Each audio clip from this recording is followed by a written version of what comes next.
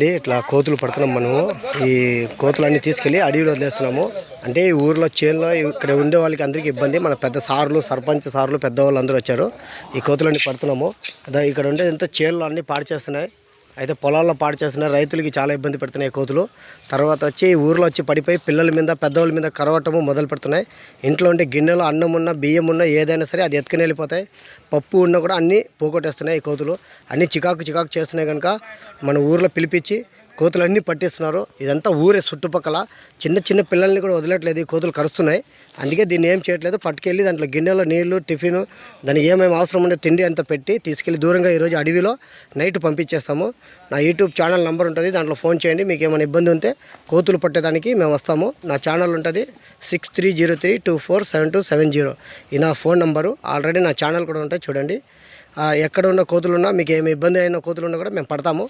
అది ఎలాంటి కోతులున్నా, కరసే కోతులున్నా కూడా పడతాము, డేంజర్ కోతులున్నా కూడా పడతాము.